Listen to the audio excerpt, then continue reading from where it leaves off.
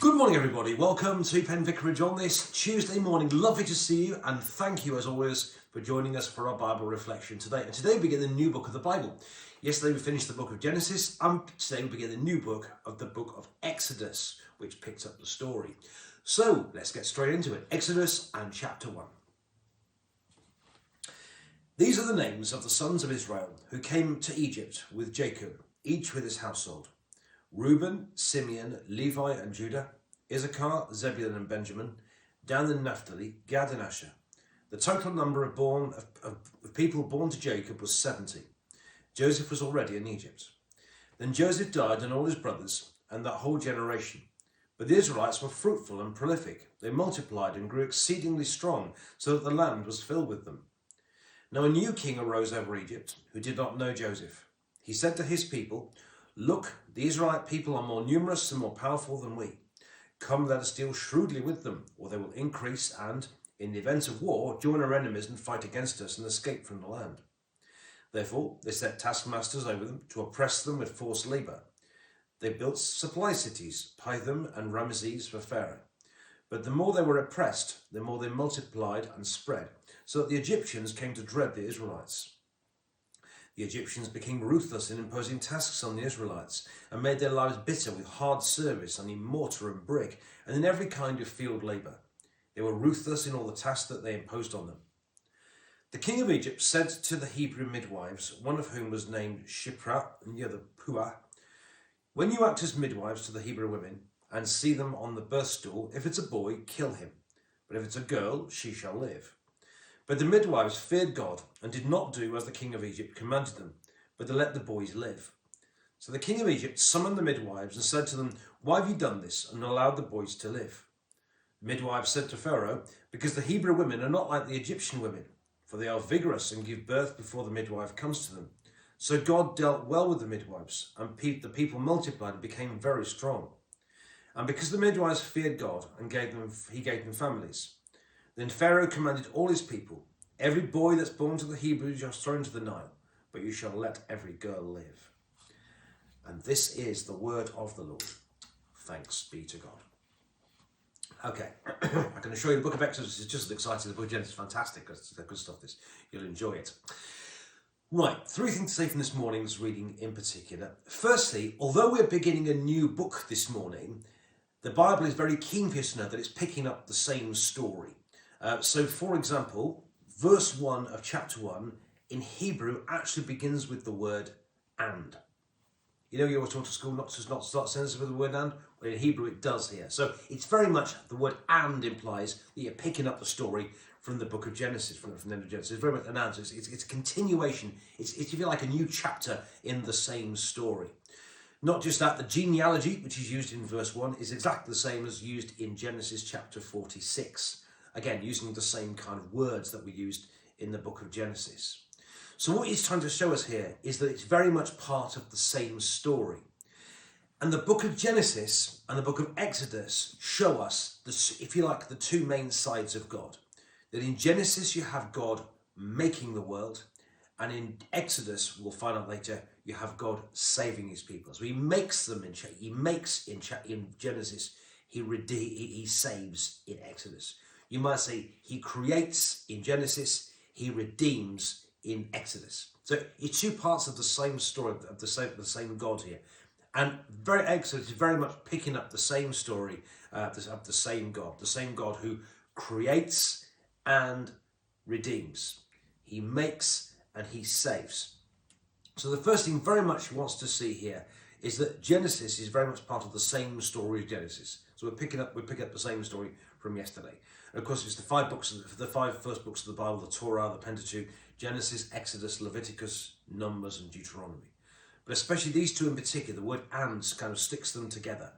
There's the same story, the same God who creates in Genesis and redeems, or saves, if you like, in Exodus, as we will discover in the next few days. So that's that. So picking up on this, okay, you have then here God blessing his people. God promised through Abraham, Isaac and Jacob that he'd bless his people and make them a great nation. And here we have in the book of Exodus that kind of coming to pass. That the the 12 sons all come, and there's 70 people there, and they're clearly being blessed and blessed by God, and they're flourishing, and they're fruitful, and they're doing well, and they're thriving in Egypt. They're doing really, really well. And so God's promise of blessing comes true here.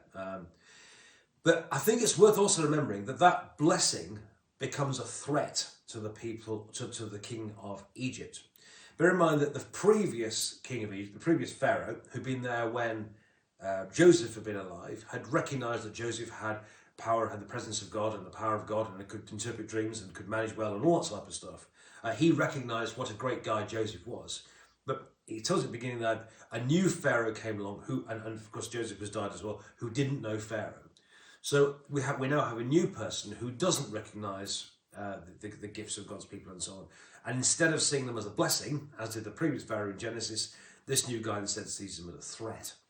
And I think it's kind of worth, and he goes about this in all sorts of different ways. Firstly, he puts them under sort of terrible slavery, and I hope that'll kind of bring them to heel. Then he tells the midwives that they are to kill any male children, but let the female ones live.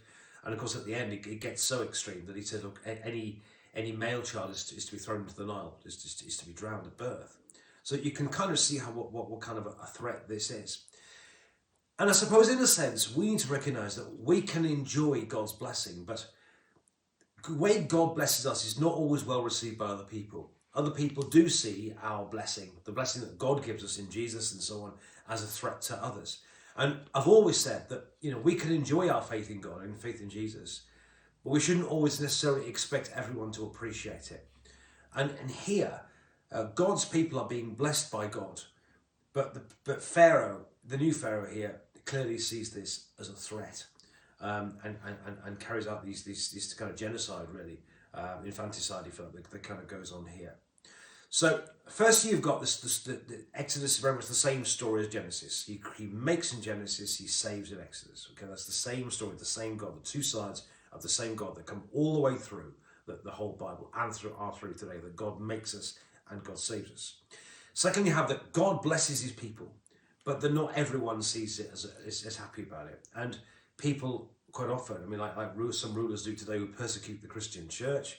And there are people in our world, maybe even people we live with sometimes, or friends of ours or whatever, who find our faith threatening, as Pharaoh clearly did here, and are prepared to take some pretty angry measures, as did Pharaoh then, and as do some countries do today, and some people do today.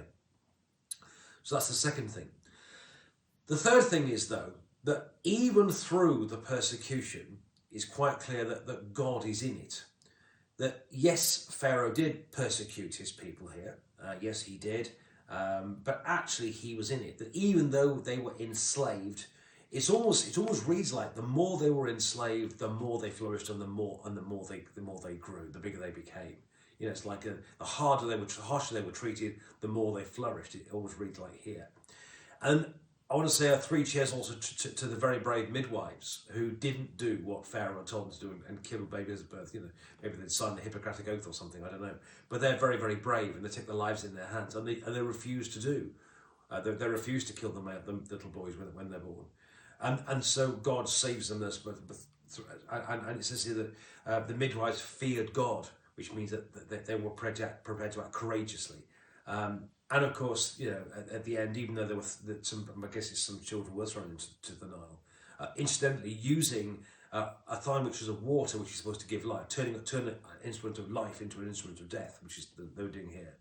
That God saved them, and that actually, the more they were ill-treated, if you like, the more God blessed them, and the more God said, and God was with them in it.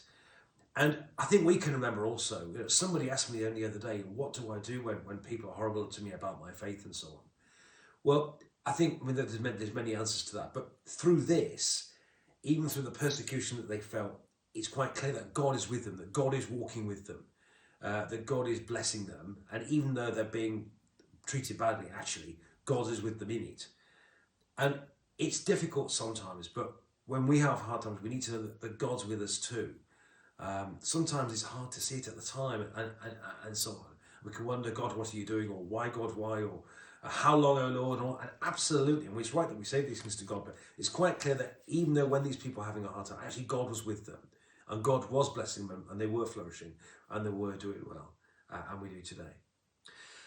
So, Exodus chapter 1, three things, part of the same story of the same God as in Genesis. God makes in Genesis, he saves in Exodus, and the books are very much linked together with the word and common themes and so on. It's like the same story about the same God who saves and redeems, who makes and redeems.